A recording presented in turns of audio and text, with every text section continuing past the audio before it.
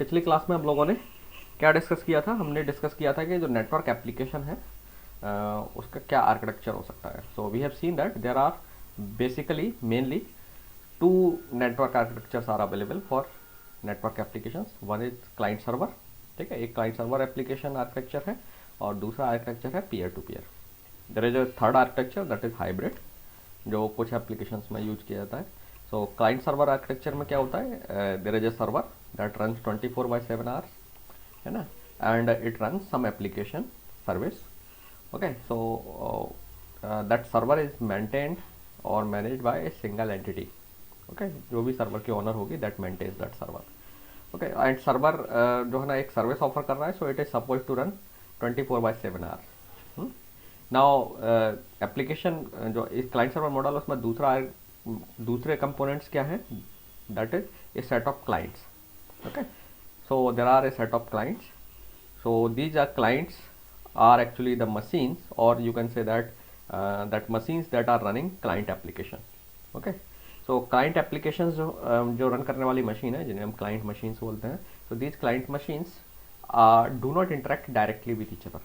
आपस में वो communicate नहीं करती हैं. They just whenever they want to get a service, they contact to the server. So कैसे contact करेंगे? They will send a request. So generally we will talk about जब client और सर्वर के बीच में जो प्रोटोकॉल इस्तेमाल होता है कम्युनिकेशन के लिए, दैट इज HTTP, है ना, and then HTTPS is also there. So मैंने जानबूझ करके वहाँ मैंने प्रोटोकॉल के बारे में बात नहीं की थी, बट मैं आपको यहाँ बता देता हूँ कि क्लाइंट और सर्वर जब कम्युनिकेट करते हैं तो they communicate with the help of HTTP. Okay, so जब भी क्लाइंट को जो डिजायर्ड सर्विस जो सर्विस ऑफर कर रहा है सर्वर, उसको क्लाइंट रिक्वायर्स दैट सर्विस, तो client sends HTTP request और सर्वर बाद में उसके बदले में एक HTTP रिस्पॉन्स भेजता है.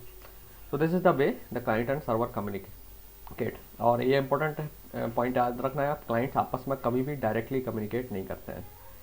वन मोर थिंग, क्लाइंट्स जो है ना डायनेमिकली सिस्टम में आते हैं और चले जाते हैं. That means they are always, they do not remain active always. वो हमेशा एक्टिव नहीं रहते हैं. ज़रूरत पड़ती है तब वो एक्टिव होते हैं एंड देन इनएक्टिव हो जाते हैं. सो ओबियसली जब क्लाइंट एक्टिव और इनएक्टिव होते रहते हैं तो that means that can not have a permanent IP. Okay, so client का जो एड्रेस है वो परमानेंट नहीं होता है, उनका IP एड्रेस हो सकता है टाइम टू टाइम बदलता रहे. हालांकि ये याद रखना है क्योंकि इस क्लाइंट्स को सर्वर से कांटेक्ट करना है और सर्वर 24/7 आवर रन करना है, तो सर्वर का एक परमानेंट एड्रेस होना चाहिए, है ना. क्लाइंट का नेसेसरी नहीं है परमानेंट एड्रेस हो, but server should have a permanent address. So server का जो IP एड्रेस है एंड और अदर एड्रेस भी होंगे, वो that should be permanent and unique, है ना. क्लाइंट्स के एड्रेसेस परमानेंट नहीं होंगे. सिमिलरली आप आगे हम देखेंगे कि जब एप्लीकेशंस कम्युनिकेट करते हैं या प्रोसेस कम्युनिकेट करती हैं एक्चुअली, तो they require also one identifier जिसे हम पोर्ट एड्रेस बोलते हैं. तो सर्वर का भी एक फिक्स पोर्ट नंबर होगा जिस पर वो अपनी सर्विस ऑफर करेगा. क्लाइंट्स के पोर्ट नंबर टेम्परेरी होते हैं, they will vary with time. So this was the client server model. Client server model का एडवांटेज क्या थे कि it is easy to maintain, क्योंकि एक ही जगह पर सर्वर है आपका और उसे सिंगल एंटिटी गवर्न कर रही है, तो it is easy to maintain, है ना. लेकिन this model have some problems. हालांकि this model is very popular and this model actually suits application requirement. बहुत सारे एप्लीकेशंस की रिक्वायरमेंट को सूट करता है. That's why this model is more popular. लेकिन इसके ड्रॉबैक हैं. पहला ड्रॉबैक, जैसा कि मैंने आपको पिछली क्लास में बताया था, ये जो है ना स्केलेबल नहीं है. ओके, स्केलेबल क्यों नहीं है कि नंबर ऑफ क्लाइंट्स जब बढ़ जाते हैं तो सर्वर मैनी टाइम्स उनको प्रॉपरली सर्व नहीं कर पाता है और उनका रिस्पॉन्स टाइम बढ़ जाता है क्लाइंट्स का, है ना. सो जनरली एक इसका सॉल्यूशन होता है कि आप जो है अपने सर्वर इंफ्रास्ट्रक्चर को अपग्रेड करिए सो दैट आप ज़्यादा क्लाइंट्स को सर्व कर पाएँ. But it is not always possible कि कितने रिसोर्सेज सर्वर में डिप्लॉय किए जाएं, क्योंकि क्लाइंट्स के जो रिक्वेस्ट हैं, जो नंबर ऑफ अराइवल ऑफ जो रिक्वेस्ट है, वो एक फिक्स पैटर्न फॉलो नहीं करता है. तो आप उसके लिए बहुत सारे स्टैटिस्टिकल टेक्निक्स लगा सकते हैं मेजर करने के लिए, but they can not give you the exact count कि किसी पर्टिकुलर टाइम पर मैक्सिमम कितनी रिक्वेस्ट आपको रिसीव हो सकती हैं, है ना. So that is a challenging issue. तो क्लाइंट सर्वर मॉडल में ये प्रॉब्लम हमेशा बनी रहती है. और आपको अपनी सर्विसेज को या इंफ्रास्ट्रक्चर को टाइम टू टाइम अपग्रेड करते रहना पड़ता है। तो स्केलेबिलिटी एक इशू है हमेशा से क्लाइंट सर्वर मॉडल के साथ। दूसरा कॉस्ट भी इशू है, क्योंकि सर्वर जो है ना is suppose to serve a large number of customers. तो जब आपको लार्ज नंबर ऑफ कस्टमर्स को सर्व करना है तो आपको proper sufficient amount of resources वहाँ पर डिप्लॉय करना होंगे, और उन रिसोर्स को डिप्लॉय करने में there will be some cost. तो वो आपको जो एंटिटी सर्वर को मैनेज कर रही है उसी को अकेले बेयर करना है ना। So it is a costly solution.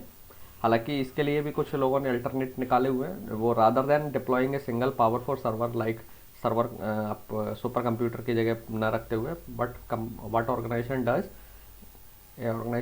It actually creates a cluster of servers, है ना। तो वो सर्वर्स का क्लस्टर बना लेते हैं, and those that cluster of server behave like a single virtual server. Okay, so that cluster of server is called data center.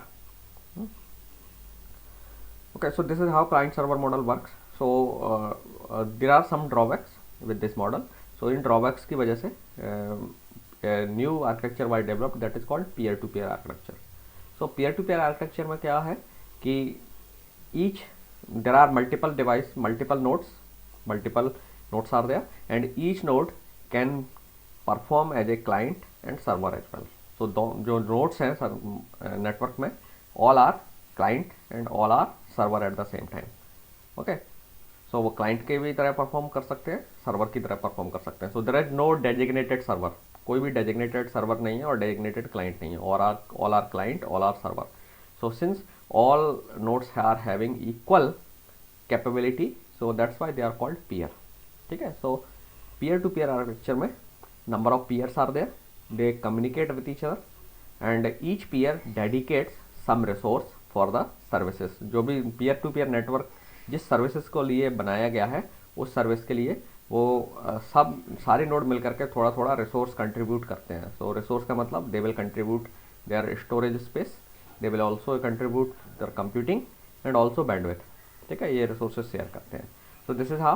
Now whenever a node want to have some service or some data, so it will contact the appropriate node for that. ठीक है. तो यहाँ पर peer to peer network में ये भी होता है कि अगर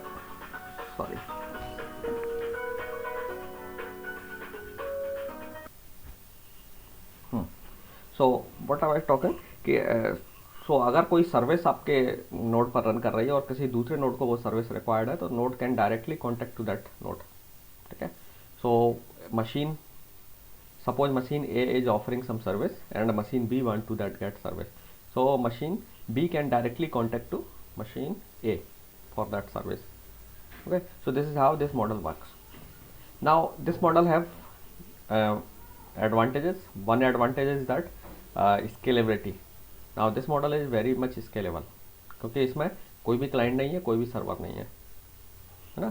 सो आप कितने भी नोड्स बढ़ा दीजिए उसी हिसाब से आपका रिसोर्सेस भी बढ़ रहे हैं. ठीक है, अपने आप ऑटोमेटिकली रिसोर्स इंक्रीज ऐड हो रहे हैं क्योंकि एवरी नोड जो भी सिस्टम में ऐड होता है वो रिसोर्स कंट्रीब्यूट करता है. सो रिसोर्स की कोई प्रॉब्लम अराइज नहीं होगी, आपको टाइम टू टाइम उसे अपग्रेड करने की जरूरत नहीं है. This is one advantage. What is other advantage, can you tell me? दूसरा है रिलायबिलिटी. क्लाइंट सर्वर मॉडल में क्या है कि सिंगल पॉइंट ऑफ फेलियर है, अगर सर्वर फेल हो गया then whole services will go down, है ना. बट पीयर टू पीयर में क्या है कि अगर कुछ नोड्स फेल भी हो जाते हैं तब भी कोई इशू नहीं है, सर्विसेज कंटिन्यू रहेंगी क्योंकि that services may be provided by multiple nodes. So this is not issue. Single point of failure का भी इशू नहीं है आपसे, and single point of attack वाला भी इशू नहीं है कि अटैकर एक ही नोड को अटैक करके आपके नेटवर्क को डाउन कर दे. So that is also not possible. So these are the some advantages. Now this model as also have some disadvantage. पहला डिसएडवांटेज है कि ये ISPs के लिए फ्रेंडली नहीं है. ISPs के लिए दिस इज ए चैलेंज क्योंकि ISPs की जो सर्विसेज है, डेटा ट्रांसपोर्ट सर्विस या data transmission services, they are asymmetric inherently. वो उन्होंने उन्हें असिमेट्रिक बनाया है. ठीक है. But peer to peer network जो है ना असिमेट्रिक नेचर का नहीं है, it is actually symmetric in nature. जो ट्रैफिक का जो फ्लो है किसी भी नोड से लगभग ऑलमोस्ट इक्वल है, इनकमिंग और outgoing. That means uploading downloading almost same है. सो ये ISP फ्रेंडली नहीं है. दूसरी प्रॉब्लम इसमें यह है कि सारे नोड्स इंडिपेंडेंट हैं, there is no single organization that govern the network, so इस टाइप के नेटवर्क को गवर्न करना अब डिफ़िकल्ट है।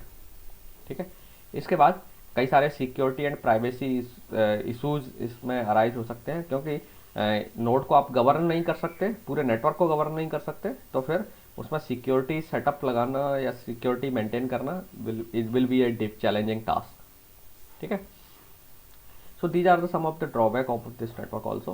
Now there is one more technology that is called hybrid, जो दोनों की combination है, we have discussed already with them. So sir एक क्वेश्चन है। हाँ हाँ। आपने कल बताया था कि स्काइप पीयर टू पीयर है, तो हम्म। वो स्काइप पीयर टू पीयर कैसे है? स्काइप पीयर टू पीयर,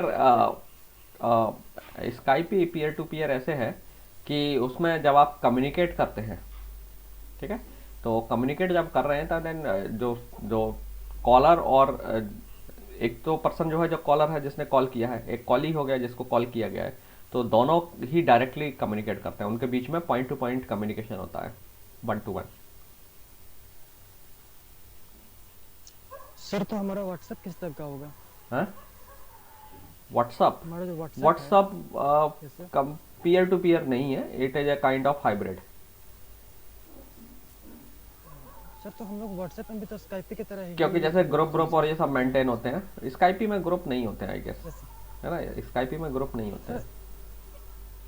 हाँ, सर हालांकि आप स्काइपी में जो मल्टी ग्रुप पार्टी होते हैं वो कॉन्फ्रेंसिंग कर सकते हैं, कॉन्फ्रेंसिंग कर सकते हैं उसमें, अब व्हाट्सअप जैसे ग्रुप नहीं होते हैं स्काइपी में। सर स्काइपी में जो एक टीम करके हम लोग बनाते हैं, अगर किसी हाँ। ऑर्गेनाइजेशन का टीम का मतलब एम्प्लॉयज का टीम बनाते हैं, हम्म। तो वहाँ पे एक कॉमन ग्रुप टाइप का ही तो वो फॉर्म करते हैं स्काइपी में हम लोग। किसमें? स्काइपी मैंने उसी टाइप का ही मैंने है। यूज़ नहीं किया स्काइपी ज़्यादा, but as far as I know Skype is a peer to peer. हाँ। हाँ सर, मैं यूज करता हूँ स्काइपी, तो उसमें जो हम्म। हम लोग का ग्रुप्स है वो जस्ट लाइक व्हाट्सएप का ग्रुप जैसा ही है। हम्म। तो ये नहीं समझ में आ रहा कि अगर व्हाट्सएप हाइब्रिड है तो स्काइपी पेयर टू पेयर कैसे होता है फिर? व्हाट्सअप का हाइब्रिड कहने का मतलब मेरा, एक्चुअली हाइब्रिड से मतलब मेरा ये नहीं है कि वो हाइब्रिड टेक्नोलॉजी पे बना है। हाइब्रिड का मतलब वो है कि एक्चुअली वो सोशल नेटवर्क है व्हाट्सअप। व्हाट्सअप क्या है? Social yes sir. Network service है। So yes sir. I don't know कि जो ना वो अपना social network service obviously generally client server model में इम्प्लीमेंट होती है, ओके, लेकिन उसका जो जी। बिहेवियर है वो yes sir. Peer to peer जैसा है, क्योंकि आप जब बात करते हैं तो डायरेक्टली किसी से भी इंटरेक्ट करते हैं, यस सर, लेकिन बट वहाँ पे स्काइपी में हम ग्रुप्स लोग जो हैं, ग्रुप ग्रुप्स कॉल कर मेंटेन सकते होते हैं। हैं। स्काइपी में भी डायरेक्टली कॉल कर यस सर। सकते हो, तो टेलीफोनी जैसा है स्काइपी तो। ग्रुपिंग अगर यस होती सर, है तो आई उसमें हम डोंट लोग नो। ग्रुप कॉल कर सकते हैं। हाँ नहीं, ग्रुप कॉल करना अलग बात है, ग्रुप कॉल अलग करना बात बात अलग है। We uh, will we will maintain a group also on Skype. वो ग्रुप मेंटेन होना और वो सब वो आपके प्रोफाइल में कहीं मेंटेन रहेगा, ओबियसली कहीं ना कहीं आपका प्रोफाइल तो मेंटेन रहेगा ही, ओके। Yes sir. लेकिन जो ओवरऑल जो कम्युनिकेशन सर्विस है that is peer to peer. जब आप कम्युनिकेट करते हैं then peer to peer system is active, क्योंकि आप जब कम्युनिकेट कर रहे हैं तो आपके रिसोर्सेज बैंडविड्थ कंज्यूम हो रहा है ना, आपकी कंप्यूटिंग में लग रहा है, यस। आपकी बैंडविड्थ लग रहा है, सिमिलरली आपके कॉली जो है। हालांकि जो आप बात कर रहे हैं ना, जो ग्रुप वाला, वो मल्टी पार्टी कम्युनिकेशन है जिसको बोलते हैं हम, जो मल्टीकास्टिंग के थ्रू होता है। अगेन उसमें किसी सर्वर का, इंटरमीडिएट सर्वर का रोल नहीं होता है, ओके सर, वो ठीक यही है। कंफ्यूजन सर कि स्काइपी में ही हम लोग ग्रुप मेंटेन करते हैं और हाँ, अपना व्हाट्सएप में करते हैं, जैसे लेकिन आप डिफरेंट टाइप आप के ये हैं। टेलीकॉम कंपनीज में भी तो कॉल करते हैं ना, आप उसमें भी जो आप मान लीजिए एयरटेल की आपके पास सिम कॉन्फ्रेंसिंग का, यस सर। है ना, तो कॉल यस कॉन्फ्रेंसिंग सर। करता है, वैसे ही इसमें है ना। तो बस उसमें ये है कि आपका टेलीकॉम नेटवर्क के थ्रू हो रहा है और ये सर्विस आपके इंटरनेट के थ्रू चलती है, तो आपका जो डेटा कम्युनिकेशन है वो मे भी देखना पड़ेगा कि वो लोग जो ना, आई थिंक जहाँ तक स्काइपी है वो ट्रांसपोर्ट लेयर प्रोटोकॉल अपना इस्तेमाल करते हैं, they do not use TCP और UDP, but I am not sure, but okay. Somehow मैंने कहीं पे पढ़ा था, मैं करेक्टली याद नहीं है, लेकिन इनका जो जी। ट्रांसपोर्ट लेयर प्रोटोकॉल है प्रोप्राइटरी है, ओके। या स्काइपी का प्रोप्राइटरी है। हाँ, प्रोप्राइटरी प्रोटोकॉल है ट्रांसपोर्ट लेयर, ये इंटरनेट का yes sir. Transport layer protocol नहीं इस्तेमाल करते हैं, ओके। यस सो सर, ये ये प्रोप्राइटरी यूज इश्यूज पर होता हम है। आएंगे बाद में। एक्चुअली क्या है कि इंटरनेट तो केवल दो ही ट्रांसपोर्ट लेयर प्रोटोकॉल ऑफर करता है, और उसमें भी वो जो सर्विसेज रिक्वायर्ड हैं ट्रांसपोर्ट लेयर के लिए, we will talk about after some time. थोड़ी देर में ही हम इन्हीं के बारे में बात करेंगे कि ट्रांसपोर्ट लेयर सर्विसेज के लिए जो क्वालिटी रिक्वायरमेंट क्या क्या है, क्या क्या वो सर्विसेज ओके। ऑफ। तो ओके सर। वो स्काईपी जो है ना, स्काईपी वालों ने उन्हीं की वजह से, क्योंकि ट्रांसपोर्ट लेयर कोई गारंटी नहीं देता है, टाइम से रिलेटेड गारंटी, थ्रूपुट की गारंटीज और ये सब, यू इंटरनेट में जो टीसीपी यूडीपी है दे do not give any guarantee. ठीक है। So okay sir. इसलिए वो कई जो ना वेंडर्स हैं अपने ट्रांसपोर्ट लेयर प्रोटोकॉल डेवलप करते हैं, तो उनके प्रोप्राइटरी प्रोटोकॉल्स होते हैं। सिमिलरली व्हाट्सअप भी है, वो उनका प्रोप्राइटरी प्रोटोकॉल है, दे डू नॉट। हालांकि व्हाट्सअप तो सोशल नेटवर्किंग सर्विस है एक्चुअली, तो कहीं ना कहीं वो अपना सर्वर मेंटेन करते होंगे, है ना, तो वो देखना सर तो पड़ेगा क्या उनका स्काइप आर्किटेक्चर तो क्या है। हाँ, सर तो क्या स्काइपी सोशल नेटवर्किंग नहीं है? स्काईपी को क्लासीफाई आप कर सकते हैं सोशल नेटवर्क, लेकिन सोशल नेटवर्क की डेफिनेशन के अकॉर्डिंग जहाँ तक मुझे लगता है स्काईपी सोशल नेटवर्क की कैटेगरी में नहीं आना चाहिए। हालांकि देखिए, सोशल नेटवर्क को तो डिफाइन करने के लिए कोई रिजिड डेफिनेशन नहीं है जो वाइडली डेफिनेशन नहीं है एक्सेप्टेबल हो, वाइडली एक्सेप्टेबल डेफिनेशन नहीं है। मतलब डेफिनेशन तो यस है सर। बहुत सारे, लेकिन वाइडली एक्सेप्टेबल डेफिनेशन नहीं है। तो जहाँ तक मैं मानता हूँ, स्काईपी को सोशल नेटवर्क सर्विस में नहीं आना चाहिए, क्योंकि वो केवल आपको वीडियो मैसेजिंग और एक सर्विस देता है। जनरली सोशल नेटवर्क जो होते हैं वो आपको डाइवर्स सर्विसेज देते हैं। जैसे आप व्हाट्सअप डाइवर्स सर्विसेज इन में डाइवर्स सेट ऑफ सर्विसेज, मतलब आप मैसेज भी कर सकते हैं, ऑडियो भी शेयर कर सकते हैं, वीडियो भी शेयर कर सकते हैं, यूआरएल शेयर कर सकते हैं, फोटो, एनिमेशंस, बहुत टाइप की मैसेजिंग या सर्विसेज है ना। तो सोशल नेटवर्क सर्विस जो है ना, we all can do in Skype also. हाँ नहीं, स्काईपी में कहाँ आप ये शेयर कर सकते हैं, हो यस सकता है सर बाद बट में एक्सटेंड हो गया हो, लेकिन SciPy was mainly for calling. Yes sir in the latest version of स्काइपी अच्छा, हम बाद लोग में सारे मैं फीचर्स इस्तेमाल नहीं करता हूँ स्काईपी, एक्चुअली प्रोप्राइटरी है ना वो, तो हम लोग तो गूगल वाला ये जो है यही एक्सेस करते हैं। तो आई डोंट नो कि स्काईपी में पॉसिबल है कि आप यूआरएल, लिंक, ऑडियो, वीडियो ये सब शेयर कर सकते हैं या जैसे आप व्हाट्सएप पर शेयर यस सर करते यस हैं। सर यस सर है तो मे बी उन्होंने सर उसको कर सोशल सकते नेटवर्क में कन्वर्ट कर दिया होगा। ठीक है। हालांकि सोशल नेटवर्क की जो डेफिनेशन है, सोशल नेटवर्क का जो मेन नेचर है या प्रॉपर्टी आप जैसे कह सकते हैं आइडेंटिफाइंग, वो ये है कि वो multi type of communication offer करता है। मतलब आप मैसेज भी ट्रांसमिट कर सकते हैं, चैट्स भी डायरेक्ट कर सकते हैं, इसके बाद audio, video, links, URL, varieties of message आप कंटेंट शेयर कर सकते हैं, तो वो सोशल की कैटेगरी में आ जाता है। ओके और ग्रुप्स भी बना सकते हैं। तो व्हाट्सअप इस पर क्राइटेरिया पर उतरता है, आई डोंट नो कि स्काईपी है कि नहीं ऐसा। ठीक है, तो चलिए हम अपने टॉपिक पर आ जाते हैं, कंटिन्यू करते हैं। Okay, so client server architecture हो गया है, हाइब्रिड हो गया। नाउ हम आते हैं वापस कि जो भी आपका एप्लीकेशन है, नेटवर्क एप्लीकेशन, तो नेटवर्क एप्लीकेशन में चाहे आप क्लाइंट एप्लीकेशन बनाइए, क्लाइंट सर्वर बेस्ड एप्लीकेशन बनाइए, चाहे peer to peer based application बनाइए, अल्टीमेटली कम्युनिकेट कौन करेगा? प्रोसेसेस। ठीक है। So client is also a process, server is also a process. ठीक है ना। क्लाइंट एप्लीकेशन, दैट मीन्स जब आप भी क्लाइंट सर्वर एप्लीकेशन बना रहे हैं या पीयर टू पीयर बना रहे हैं, so that means you have a pair of services, sorry a pair of processes that are running. ठीक है। आप जानते हैं प्रोसेस का मतलब क्या होता है, ऑपरेटिंग सिस्टम आप पढ़ रहे हैं अभी, तो प्रोसेस मीन्स होता है ए प्रोग्राम अंडर एग्जीक्यूशन। कोई भी प्रोग्राम जो एग्जीक्यूट हो रहा है, वी कॉल इट प्रोसेस। और जब एक ऑपरेटिंग सिस्टम प्रोग्राम को एग्जीक्यूट करता है प्रोसेस के फॉर्म में, तो then it assign some resources for that. तो मेनली उसमें से एक इंपॉर्टेंट रिसोर्स होता है प्रोसेस कंट्रोल ब्लॉक, है ना, पीसीबी जिसको आप बोलते हैं। तो पीसीबी में प्रोसेस से रिलेटेड इन्फॉर्मेशन होगी। हालांकि एक थ्रेड भी हो सकता है, दैट ऑल्सो हम उसे भी प्रोसेस बोलते हैं। ठीक है, उसकी भी एक आइडेंटिफिकेशन है। तो लेकिन थ्रेड और प्रोसेस में थोड़ा सा डिफरेंस होता है, लेकिन हम उसमें नहीं जाना चाहते हैं डीप में। ठीक है, हमारे लिए अभी सभी चीज़ें प्रोसेस है। We are just talking about the process, चाहे वो थ्रेड हो चाहे नॉर्मल प्रोसेस हो, we are just calling it process.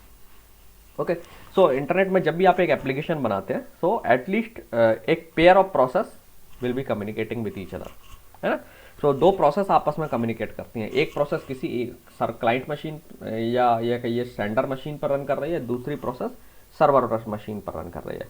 तो सेंडर मशीन पर जो प्रोसेस रन कर रही है, आप उसे क्लाइंट प्रोसेस बोलिए, है ना, you can call it client process. और रिसीविंग पर जो है वो सर्वर प्रोसेस हो गई, या वाइस वर्सा भी आप डिफ्रेंशिएशन कर सकते हैं डिपेंडिंग ऑन एप्लीकेशन सिनेरियो या कॉन्टेक्स्ट। ओके, सो दो प्रोसेस हैं आपके पास, एक है जो डेटा जनरेट कर रही है, दूसरी प्रोसेस है जो डेटा कंज्यूम कर रही है। नाउ प्रोसेस कम्युनिकेशन जो आपके ऑपरेटिंग सिस्टम में भी होता है, मल्टीपल प्रोसेस होती हैं जो एक ही मशीन पर रन कर रही हैं। लेकिन यहाँ पर जो प्रोसेस कम्युनिकेशन है, ये नॉर्मल ऑपरेटिंग सिस्टम के प्रोसेस कम्युनिकेशन से डिफरेंट है। कैसे डिफरेंट है कि आपके कंप्यूटर में जो प्रोसेस है वो सेम एक ही जो मेमोरी है आपके कंप्यूटर की, दैट मीन सेम एनवायरनमेंट में रन कर रहे हैं। यहाँ पर एनवायरनमेंट डिफरेंट है, वहाँ पर ऑपरेटिंग सिस्टम सेम होगा एक्चुअली, है ना। एक ही मशीन पर जब प्रोसेस कम्युनिकेट करती है तो operating system is same, and है ना, सो that means environment is same. But जब कंप्यूटर नेटवर्क की बात आती है जहाँ पे दो प्रोसेस कम्युनिकेट कर रही है, ये दो प्रोसेस डिफरेंट डिफरेंट नेचर की हो सकती हैं, क्योंकि उनके जो प्लेटफॉर्म्स हैं वो अलग अलग हो सकते हैं। ओके, सो जो ऑपरेटिंग सिस्टम में जो प्रोसेस करने के लिए, प्रोसेस के बीच में जो कम्युनिकेशन के लिए जो सेटअप है, जैसे हम आईपीसी बोलते हैं, इंटर प्रोसेस कम्युनिकेशन, आप ऑपरेटिंग सिस्टम में ये चीज़ें डिटेल में पढ़ेंगे। तो इंटर प्रोसेस कम्युनिकेशन में प्रोसेस आपस में रिसोर्स को कोड शेयर करके या एक स्पेस शेयर करके कम्युनिकेट कर सकते हैं। मैसेज बॉक्सिंग और ये सब का दो तरीके के मैसेज कम्युनिकेशन प्रोसेस अवेलेबल हैं, दो प्रोसेस कम्युनिकेट के बीच में कम्युनिकेशन के लिए, ठीक है। एक मेल बॉक्सिंग वाला कॉन्सेप्ट होता है, एक डायरेक्ट जो ना सेम कोड शेयर करके वो कम्युनिकेट कर सकते हैं कॉमन एरिया के थ्रू। तो वो आप ऑपरेटिंग सिस्टम में पढ़ेंगे। अभी अगर आप पढ़ना चाहें तो कहीं भी विकीपीडिया पे आपको छोटा मोटा राइटअप मिल जाएगा, आप उसे पढ़ लीजिए, सफिशिएंट है उतना, ठीक है। तो मेरा यहाँ पर्पज़ आपको इंटर प्रोसेस कम्युनिकेशन और ये सब डिस्कस नहीं करना है, हम केवल ये डिस्कस करना चाहते हैं कि नेटवर्क में प्रोसेस कैसे कम्युनिकेट करेंगे, ठीक है। तो नेटवर्क में जब प्रोसेस कम्युनिकेट करती हैं तो दो प्रोसेस हैं, एक अलग अलग मशीन पर है और वो आपस में एक दूसरे को मैसेज एक्सचेंज करके शेयर करते हैं, ठीक है। हालांकि ये जो मैकेनिज्म है ऑपरेटिंग सिस्टम में भी इस्तेमाल होता है विद इन आईपीसी में, ठीक है। सो एक जो क्लाइंट प्रोसेस है या जो सेंडर प्रोसेस है, it will send A message and, और किसको मैसेज भेजा जाएगा, ओबियसली रिसीविंग प्रोसेस को। नाउ अब क्वेश्चन अराइज होता है कि ये प्रोसेस में कम्युनिकेशन कैसे होगा, क्योंकि आपकी प्रोसेस जो है के सामने जो सिनेरियो है कुछ ऐसा है। Let me draw that one diagram. So suppose that this is a process P1 जो कि एक मशीन पर रन कर रही है, जैसे हम सेंडर मशीन बोल रहे हैं। So this is a sender machine, ठीक है, and here is a receiver machine, and these machines are connected with some network, और जैसे हम जहाँ एक्चुअली इंटरनेट बोल रहे हैं इसको, so they are connected with internet, ठीक है। और यहाँ पर आपकी प्रोसेस P2 है, P1 डेटा जनरेट कर रही है एंड P2 कंज्यूम कर रही है। नाउ ये प्रोसेस कैसे कम्युनिकेट करेंगे, P1 प्रोसेस जो है want to send a message, let's say this message is M to this process, okay, so somehow P1 requires that this message should be read through the internet to this machine, and then this machine should deliver that data or that message to P2. So now question arises how it will be done, okay, so now आपको मालूम है कि जो process है वो application layer पर run करेगी। So this process is running at some application layer. Now, so application, your process P1, that is an application, is running at application layer. So now it requires that the data should go through the internet to this process. So now how it will be done? So now you know that there is a transport layer downside the application layer. So transport layer है, so assume कर लेते हैं कि this is the transport layer. I am writing here transport layer, ठीक है। और similarly here भी transport layer will also be there, and I am not denoting the application layer क्योंकि ये आपका प्रोसेस है, ये एप्लीकेशन लेयर पर ही रन कर रहा है। नाउ इंटरनेट में प्रोसेस कम्युनिकेशन के लिए हम कॉन्सेप्ट यूज करते हैं वो है सॉकेट का। So we actually use an interface. So process के बीच में हम क्या करते हैं, ट्रांसपोर्ट लेयर और प्रोसेस के बीच में, या ये कहिए एप्लीकेशन लेयर के बीच में एक हमें इंटरफेस ऐड कर देते हैं, जिस इंटरफेस को हम बोलते हैं socket. And here there is also a socket, ठीक है।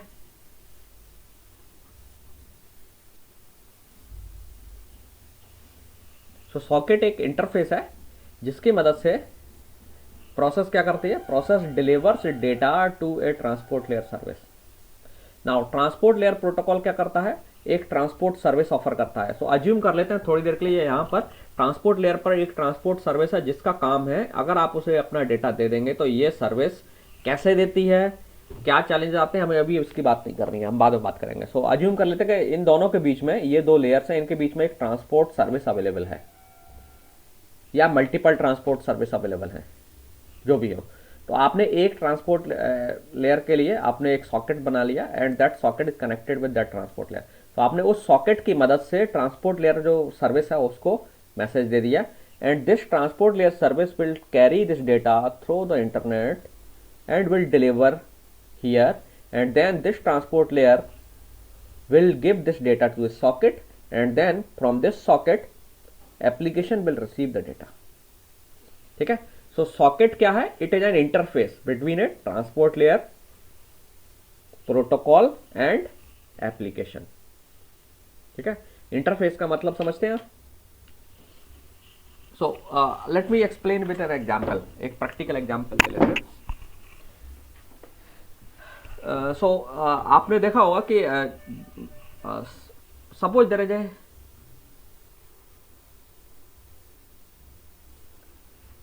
There are two friends, friend one, friend two. ठीक है, दो दोस्त, दो लोग हैं, दो पर्सन है, मैं उनका F1 F2 नाम दे रहा हूँ, ये दोनों फ्रेंड हैं। ठीक है, and this person want to send some message to this person.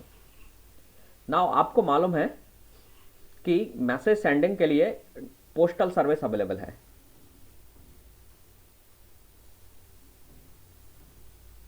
ना, इनका अपना पूरा नेटवर्क है। सो ये जो दोनों फ्रेंड्स हैं, they can be connected with each other. So now this postal service,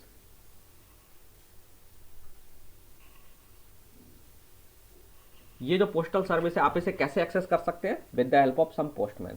so suppose there is a postman, और आप इसे ऐसे नहीं मानना है पोस्ट, और you can think of like that कि ये आपका पोस्टल बॉक्स है। एक पोस्टल बॉक्स आपके घर के पास है या आपके घर के बाहर है, और एक पोस्टल बॉक्स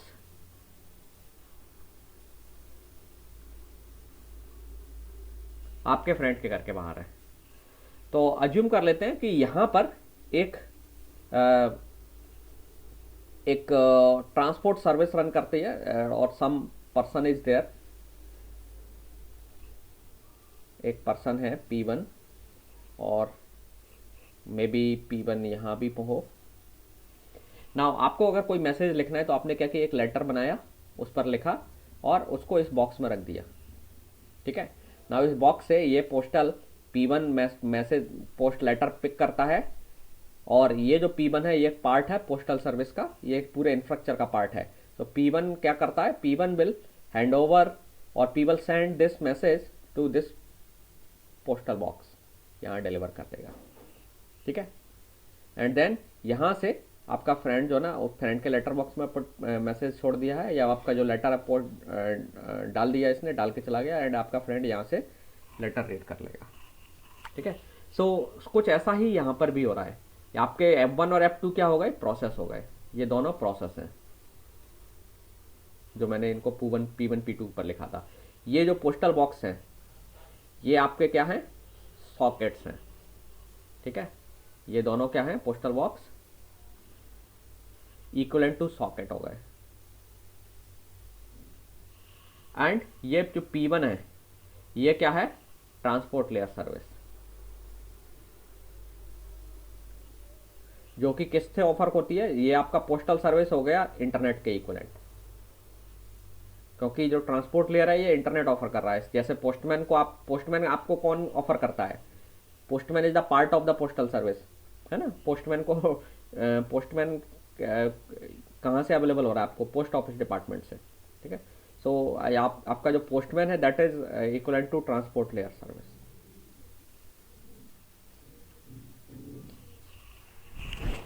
ठीक है, और ये आपका इंटरनेट के इक्वलेंट हो गया। सो this is the kind of interface. तो आपको क्या करना होता है, जैसे इस केस में फ्रेंड को कोई भी लेटर भेजना है तो मान लीजिए यहाँ सर्विस क्या अवेलेबल है कि ये पोस्टमैन की ड्यूटी है कि जो भी लेटर यहाँ होगा वो उसे लेकर के यहाँ डिलीवर करेगा। हालांकि प्रैक्टिकली माने तो एक ये काम पोस्टमैन नहीं करता है, एक सिंगल पर्सन नहीं करता। इस पोस्टमैन यहाँ से एक पोस्टमैन आएगा, वो क्या करेगा, लेटर अपने एक्सचेंज ऑफिस से जहाँ ले जाएगा और यहाँ लेटर की सॉर्टिंग होती है और फिर वो किसी और तरीके से आपके जो फ्रेंड है उसकी डेस्टिनेशन सिटी में पहुंचेगा। यहाँ से कोई दूसरा पोस्टमैन आएगा, वो लेटर लेगा और आपके बॉक्स में डाल देगा। घर के बाहर मान लीजिए एक बॉक्स लगा हुआ है, उसमें आपका बॉक्स में डाल के चला जाता है और आप अपना बॉक्स डेली खोलते रहते हैं, उसमें आपको मैसेज मिल जाता है। ओके, सो ये काम अलग अलग पर्सन से किया था, लेकिन हम यहाँ पर कन्वीनियंट के लिए मान लेते हैं कि this is P1। So P1 को आप मान सकते हैं कि it may be a set group of person और that means group of postman, that up to you. Okay, so यहाँ पर आप देखेंगे कि आपका जो फ्रेंड है उसका काम क्या बचा है, केवल लेटर लिखना, दैट मीन्स मैसेज बनाना और फिर इसे पोस्टल बॉक्स में डाल देना। सो दैट मीन्स सॉकेट को दे देना। सो एप्लीकेशन का भी यही काम है। एप्लीकेशन का काम क्या होगा, जो भी मैसेज है उसको जनरेट करके प्रॉपर फॉर्मेटिंग करके यहाँ पे पोस्टल बॉक्स में, दैट मीन्स जो सॉकेट है उसको दे देना है। और सॉकेट क्या करेगा, कोई एक ट्रांसपोर्ट लेयर प्रोटोकॉल से वो जुड़ा हुआ है तो वो ट्रांसपोर्ट लेयर प्रोटोकॉल अपने आप ले जा करके पैकेट को ले जाएगा और यहाँ पर ट्रांसपोर्ट लेयर प्रोटोकॉल को दे देगा और ये ट्रांसपोर्ट लेयर प्रोटोकॉल फिर डिलीवर कर देगा।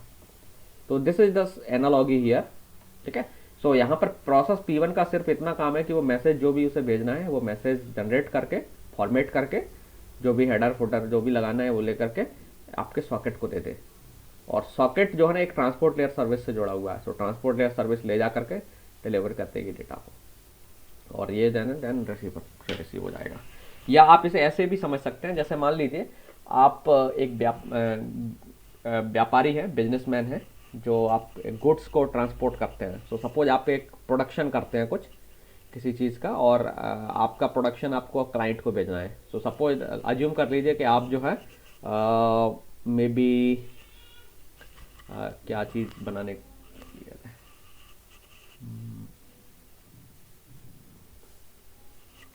कोई भी प्रोडक्ट अज्यूम कर लीजिए। सो लेट्स से कि आप जो है गया में क्या मैन्युफैक्चर होता है कुछ स्पेशल,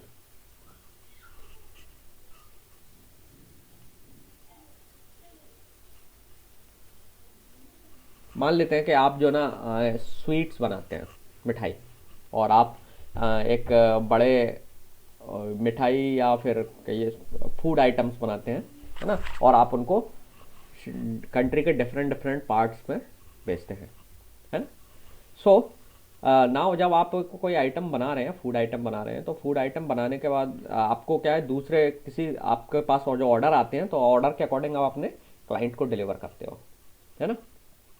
तो सो आप हो गए P1, आपका जो भी क्लाइंट है जिसने आपसे जो फूड आइटम्स हैं या स्वीट्स जो मंगवाए हुए हैं किसी अदर सिटी में रह रहा है, वो हो गया P2। ओके, नाउ जब आप अपने प्रोडक्ट बेचते हैं तो आप डायरेक्टली अपने ऐसा तो नहीं है कि आप अपनी गाड़ी अरेंज करते हैं और भिजवाते हैं। जनरली जो आप अगर आप एक बड़ी कंपनी है तो कंपनीज क्या करती हैं, अपनी इन चीज़ों को आउटसोर्स कर देते हैं। What they will do, they will just contact to a transport service.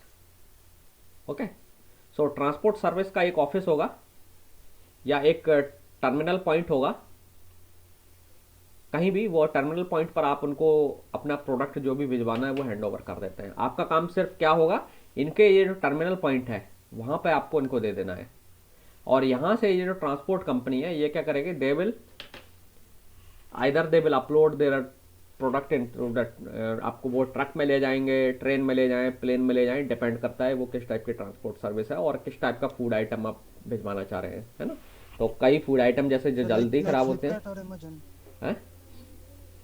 Like Flipkart और अमेजन जैसे हम लोग करते हैं ऑर्डर और वो हमारे हाँ वो भी हो सकता है, हाँ वो भी हो सकता है। ठीक है, सो जनरली क्या होता है कि तो आप जब अपना प्रोडक्ट जो भी आप एक मतलब वो हैं एक मैन्युफैक्चरर हैं, तो आपने क्या किया, एक ट्रांसपोर्ट लेयर सर्विस से बात कर ली और उनका जो भी एक पिकअप पॉइंट है वहाँ पर आपने प्रोडक्ट को दे दिया। तो वो पिकअप पॉइंट आपके नज़दीक में ही कहीं हो सकता है या एक कोई कॉमन पॉइंट भी हो सकता है, तो that depends. So simple just जो पिकअप पॉइंट है वहाँ पर आपने प्रोडक्ट्स अपने जो है वो पहुँचा दिए, वहाँ से अब आपका काम खत्म। दैट मीन्स जो पिकअप पॉइंट है that becomes socket for you. So आपका सिर्फ काम क्या है, वहाँ तक प्रॉपर वे में पैकिंग वैकिंग करा के है ना, आप अपने हिसाब की अपनी पैकिंग करा करके प्रोडक्ट को बॉक्स में पैक करके आप दे देते हैं पिकअप पॉइंट पर, और पिकअप पॉइंट के बाद आपकी रिस्पॉन्सिबिलिटी खत्म, और आप मान लेते हैं कि अब आपका जो सामान है वो आपके जो क्लाइंट है या कस्टमर है उसको डिलीवर हो जाएगा। तो अब एक्चुअली इसमें क्या करेंगे, आप जो ट्रांसपोर्ट कंपनी है, ट्रांसपोर्ट कंपनी कई तरीके की ट्रांसपोर्ट सर्विस आपको ऑफर कर सकती है ना। तो डिपेंड करता है कि आपकी नीड क्या है, उसी के अकॉर्डिंग आप अपनी ट्रांसपोर्ट सर्विस चुन लेते हैं। मे बी अगर आपका प्रोडक्ट ऐसा है वो जल्दी खराब हो सकता है तो आप क्विक ट्रांसपोर्ट सर्विस एक्सेप्ट मतलब ऑफर उनसे वो ले सकते हैं, लाइक सो जिसमें वो फ्लाइट से अपना ट्रांसपोर्ट करते हैं प्रोडक्ट को, है ना, बाय एयर भेजते हैं, तो जिससे आपका आइटम जल्दी पहुंच जाएगा। अगर आइटम ऐसा है कि जिसमें बहुत अर्जेंसी नहीं है, वो ख़राब नहीं होता है, तो आप कोई और मीडियम सुन सकते हैं, लाइक मीडियम मिडिल लेवल का है तो आप ट्रेन से ट्रांसपोर्ट करवा सकते हैं। अगर और ऐसा आइटम ड्यूरेबल है जो ख़राब होने के बिल्कुल भी चांस नहीं है तो आप बाई रोड भेज सकते हैं, क्योंकि वो हो सकता है वो आपको थोड़ा सस्ता पड़े, है ना। सो डिपेंडिंग ऑन आपका प्रोडक्ट क्या है, कैसा है, या आपकी डिलीवरी की प्रेफरेंसेस क्या हैं, उसी हिसाब से आप अपनी ट्रांसपोर्ट लेयर सर्विस चुनते हैं, है ना। तो जो भी ट्रांसपोर्ट लेयर सर्विस चुनेंगे उसी से आपका वो जो गुड्स कैरियर कंपनी या ट्रांसपोर्ट कंपनी जो होगी वो आपके प्रोडक्ट को ले जा करके जो भी आपका क्लाइंट होगा वहाँ के वो उसके पिकअप पॉइंट पर, तो मे बी उसका जो गोदाम है वहाँ डिलीवर करे या जहाँ भी करे वो पिकअप पॉइंट तक डिलीवर करे। So again there will be a pickup point, तो that pickup point will be called socket. और so that means transport layer service का काम क्या होगा, एक पिकअप पॉइंट यहाँ जो है यहाँ के पिकअप पॉइंट से यहाँ के पिकअप पॉइंट तक डिलीवरी करना। नाउ आपका काम होगा यहाँ भेज देना और P2 का काम होगा यहाँ से रिसीव कर लेना। इसके बीच में पूरी जो रिस्पॉन्सिबिलिटी है वो किसकी है, ट्रांसपोर्ट लेयर की है। Okay, so these two pickup points are equivalent to socket, है ना। सो सिमिलरली प्रोसेस क्या करती है, जो पिकअप पॉइंट है एक तरीके से सॉकेट, उसको डेटा हैंड ओवर कर देगी, then it is the responsibility of the socket. Socket पर डेटा आ गया तो ट्रांसपोर्ट लेयर का काम है यहाँ से ले जाकर के डेटा वो यहाँ भेज देगा, एंड देन यहाँ से आप रिसीव कर सकते हैं। So with this concept your transport layer or you can say that your application works, ठीक है। So let me show you the diagram, अगर आपकी बुक में डायग्राम दिया हो तो ये है, this is the diagram, ठीक है। So ये आपका सेंडर मशीन है, रिसीविंग मशीन है, this is the process, and ये आपका जो TCP का प्रोटोकॉल है एक्चुअली। सो TCP का प्रोटोकॉल यहाँ इसलिए दिखाया हुआ है, TCP buffer variable sort all ये चीज़ें हैं। सॉकेट ये है, जो सॉकेट आपके प्रोसेस और ट्रांसपोर्ट को कनेक्ट कर रहा है, ठीक है, ट्रांसपोर्ट प्रोटोकॉल को। यहाँ ट्रांसपोर्ट प्रोटोकॉल है, ट्रांसपोर्ट प्रोटोकॉल का काम क्या है, इंटरनेट पर डेटा को ट्रांसपोर्ट करना, और एक सॉकेट से ले जाकर के डेटा को करस्पॉन्डिंग डेस्टिनेशन सॉकेट को डेटा हैंड ओवर कर देना, और जब सॉकेट पर डेटा आ जाएगा तो यहाँ से प्रोसेस इजीली रिसीव कर लेगी डेटा। ओके, नाउ यहाँ पर याद रखना है आपको प्रोग्रामिंग पर्सपेक्टिव से, सॉकेट जो है ना इसे आप कॉन्फ़िगर कर सकते हैं। सॉकेट को क्रिएट करने का काम आपका होगा, जब आप एज ए प्रोग्रामर सॉकेट आपके कंट्रोल में है, कैसे बनाना है और सॉकेट कौन सा सॉकेट बनाना है एप्लीकेशन नीड के अकॉर्डिंग आपको देखना पड़ेगा। सॉकेट के कुछ पैरामीटर्स आप कॉन्फ़िगर कर सकते हैं। हालांकि जो ट्रांसपोर्ट लेयर प्रोटोकॉल है वो कैसे काम करता है, क्या करता है, उस पर एज ए प्रोग्रामर आपका बहुत ज़्यादा नियंत्रण नहीं होगा। आपको बस केवल कुछ उसके वेरिएबल्स हैं या बफर हैं तो उनको कॉन्फ़िगर कर सकते हैं या उनकी वैल्यूज दे सकते हैं, बट आपके हाथ में केवल सॉकेट होगा कि किस तरीके का सॉकेट बनाना है, उसकी कॉन्फ़िगरेशंस आपके हाथ में होंगी, इससे ज़्यादा कुछ नहीं होगा आपका, ठीक है। सो एज ए प्रोग्रामर आपका काम होगा ये सॉकेट्स क्रिएट करना और इनको बाइंड कर देना प्रोसेस के साथ। Okay, so this is how the communication goes on. So as a application socket programmer आपका काम होगा ये सॉकेट्स बनाना और उन सॉकेट्स को ट्रांसपोर्ट लेयर सर्विस से इंटीग्रेट कर देना, और जब डेटा आएगा तो उसे रिसीव करके प्रोसेस करा लेना। ओके, नाउ अब क्वेश्चन अराइज होता है, कुछ और पॉइंट्स हैं जो हमें डिस्कस करने हैं यहाँ पर, कि जो सॉकेट होगा तो each socket have its will have some identifier, जिसे हम पोर्ट नंबर बोलते हैं। तो हर सॉकेट जो है एक पर्टिकुलर पोर्ट से एसोसिएटेड होता है, क्योंकि एक सेंडर और रिसीवर मशीन के बीच में कई सारी प्रोसेस रन कर रही हो सकती हैं। प्रोसेस सॉकेट हो सकता है कॉमन हो, लेकिन प्रोसेस कई सारी रन कर रहे होंगे। TCP सॉकेट हो सकता है, UDP सॉकेट हो सकता है, लेकिन कई सारी प्रोसेस रन कर रहे होंगे।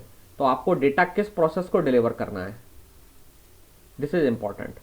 सो दैट मीन्स यहाँ जब आप डेटा को लेकर के आएंगे ना, तो रिसीविंग प्रोसेस पर जो डेटा डिलीवर होना है, तो you should know which application requires that data, या ये जो डेटा है वो किस एप्लीकेशन को बिलोंग करता है डेस्टिनेशन मशीन पर। सो दैट मीन्स आपको उस मशीन का उस प्रोसेस को आइडेंटिफाई करना पड़ेगा कि ये डेटा एक्चुअली किस प्रोसेस के लिए आया हुआ है। ठीक है, तो इसके लिए हम क्या करते हैं, आइडेंटिफिकेशन के तौर पर एक यूनिक आईडी इस्तेमाल करते हैं जिसे बोलते हैं port number, service access point भी बोलते हैं हम कभी कभी इसको। ठीक है, सर्विस एक्सेस पॉइंट जिस पर आपकी एक प्रोसेस रन कर रही है, तो पोर्ट नंबर के बेस पर एप्लीकेशंस को आइडेंटिफाई किया जाता है। सिमिलरली यहाँ भी हम पोर्ट नंबर के बेस पर प्रोसेस को आइडेंटिफाई करते हैं, क्योंकि सॉकेट के पास डेटा मल्टीपल प्रोसेस से आ सकता है। So each process should have a unique identifier. So unique identifier के लिए हम प्रोसेस को यूनिक आइडेंटिफायर नहीं देते हैं, हम एक्चुअली पोर्ट के बेस पर प्रोसेस को आइडेंटिफाई करते हैं फिर, क्योंकि ऑपरेटिंग सिस्टम ऑलरेडी प्रोसेस को एक यूनिक आईडी दे रहा है, तो हम वो यूनिक आईडी यूज नहीं करना चाहते हैं, हम अलग से एक आईडी देना चाहते हैं जो कि आपके नेटवर्क के कम्युनिकेशन से रिलेटेड हो। तो इसलिए हम क्या करते हैं, हर प्रोसेस को एक यूनिक सॉकेट नंबर असाइन कर देते हैं, पोर्ट नंबर असाइन कर देते हैं। हाँ सर, पोर्ट नंबर जो होता है वो तो किसी भी एप्लीकेशन का बाय डिफॉल्ट वो सबका सेम होता है। तो हम लोग पोर्ट नंबर से किसी भी एप्लीकेशन को मतलब इंट्रोड्यूस कर सकते हैं कि हाँ ये इस एप्लीकेशन का पोर्ट नंबर है। बट इसी केस में होता है क्या कि हम लोग किसी भी एप्लीकेशन का पोर्ट नंबर चेंज भी कर सकते हैं कि अगर हमको इस पोर्ट पे नहीं चला गया अलग पोर्ट पे नहीं, अब उसमें भी हम पोर्ट नंबर के कॉन्सेप्ट्स और बाद में आएंगे। कई एप्लीकेशंस जो है ना, जैसे सर्वर एप्लीकेशंस जितने भी होते हैं उनका फिक्स पोर्ट नंबर होता है, क्लाइंट्स का पोर्ट नंबर फिक्स नहीं होता है। तो वो पोर्ट नंबर्स के जो हाँ, क्लाइंट का पोर्ट नंबर डायनेमिकली बदलता रहता है। ओब्वियसली एक ही मशीन से दो जो हम लोग कुछ भी काम कर रहे हैं, तो सब उधर किसी का पोर्ट नंबर है 4200, तो वो हमारा पोर्ट नंबर है क्लाइंट का। बट जो बाय डिफॉल्ट वो इंटरनल बैकग्राउंड में सर्वर पे चल रहा होगा, वो पोर्ट नंबर सबके लिए सेम रहता है। सर्वर का कॉमन पोर्ट होता है, क्लाइंट का पोर्ट अलग अलग होता है। हाँ, सर्वर का फिक्स पोर्ट होता है। तो जब हम लोग पोर्ट नंबर चेंज करते हैं तो वो क्लाइंट का पोर्ट चेंज होता है। हाँ, क्लाइंट का चेंज होता है एक्चुअली। जो और अभी हम इस इशू पर लेटर हम आएंगे बाद में कि यूनिक आइडेंटिफिकेशन कैसे की जाती है। तो कॉम्बिनेशन यूज होता है, आईपी एड्रेस पोर्ट नंबर का कॉम्बिनेशन यूज होता है क्लाइंट और सर्वर्स को आइडेंटिफाई करने में। ठीक है, तो एक ही दो मशीन्स में मल्टीपल एप्लीकेशंस आपस में कम्युनिकेट कर रहे होंगे ना, तो उनमें डिस्टिंग्विश करने के लिए फिर हमें पोर्ट नंबर, आईपी एड्रेस, इनका कॉम्बिनेशन इस्तेमाल करना होगा। ग्लोबली अगर हमें इसको आइडेंटिफिकेशन करना हो तो फिर हमें आईपी एड्रेस साथ में जोड़ना पड़ता है पोर्ट नंबर के। ठीक है, ये डिटेल बात की चीज़ है, अभी हम उतने डीप अभी हम आगे नहीं, उतने लेवल पर नहीं पहुंचे, हम आगे जाएंगे तब ये चीज़ें डिस्कस करेंगे। Okay okay sir. वैसे यहाँ पे जो प्रोसेस है उसका तो पोर्ट नंबर 16 बिट का होता होगा ना? हाँ, 16 बिट का होता है। हाँ, पोर्ट नंबर 16 बिट का होता है। तो वो अब मैं अभी इसलिए नहीं बताया था मैंने कि अभी ट्रांसपोर्ट लेयर हम डिस्कस नहीं कर रहे हैं इसलिए। ओके, सो नाउ जैसा कि मैंने अब अभी आपको बताया था कि जो ट्रांसपोर्ट लेयर है, जैसे यहाँ मैंने डायग्राम में ड्रॉ किया था कि जो ट्रांसपोर्ट लेयर की सर्विस है, वो एक ट्रांसपोर्ट प्रोटोकॉल या ये जो ट्रांसपोर्ट कंपनी है वो मल्टीपल आपको ट्रांसपोर्ट सर्विस के ऑप्शंस दे सकती है। आपने कुरियर कंपनीज में भी देखा होगा, कई ऑप्शंस वो आपको देते हैं। या पोस्टल सर्विस की बात कर लीजिए, आप साधारण डाक से स्पीड पोस्ट, रजिस्ट्री, कई सारे ऑप्शंस आपको देते हैं ना। तो ट्रांसपोर्ट जैसे आपके पास varieties of transport services available हैं कुरियर के डोमेन में, देख लीजिए आप कुरियर कंपनीज के डोमेन में, या रोड ट्रांसपोर्ट आपके पास अवेलेबल है, या ट्रेन के थ्रू आप ट्रांसपोर्ट कर सकते हैं अपने गुड्स को, बाय एयर ट्रांसपोर्ट कर सकते हैं। सो मल्टीपल ट्रांसपोर्ट ऑप्शंस आते हैं। तो सिमिलरली इंटरनेट जो है ना आपको डेटा के ट्रांसपोर्ट सर्विस ऑफर करता है ना। तो अब क्वेश्चन आ जाता है, क्या इंटरनेट एक ही टाइप की ट्रांसपोर्ट सर्विस देता है? तो आंसर इज नो। इंटरनेट आपको दो तरीके की ट्रांसपोर्ट सर्विस ऑफर करता है। ठीक है, जो प्रोसेस है, तो आपका मतलब यहाँ प्रोसेस, तो प्रोसेस को दो तरीके की ट्रांसपोर्ट सर्विस अवेलेबल है। तो एक कोई भी प्रोसेस या एक नेटवर्क एप्लीकेशन आप बना रहे हैं तो आपको डिसाइड करना पड़ेगा कि मुझे ट्रांसपोर्ट लेयर पर कौन सी ट्रांसपोर्ट सर्विस ऑफर करनी है। तो इंटरनेट आपको दो ट्रांसपोर्ट सर्विस देता है, एक टीसीपी, एक यूडीपी। ठीक है, टीसीपी आप लोग जानते हैं, transmission control protocol, UDP user datagram protocol.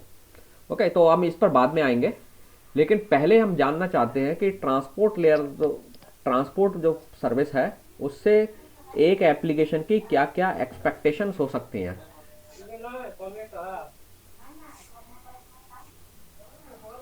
आपका किसी का माइक ऑन है, प्लीज ऑफ कर लीजिए। ट्रांसपोर्ट सर्विस, ठीक है। सो जो ट्रांसपोर्ट सर्विस है उससे हमारी कुछ क्वालिटीज रिक्वायरमेंट या क्वालिटीज रिलेटेड एक्सपेक्टेशंस हो सकती हैं।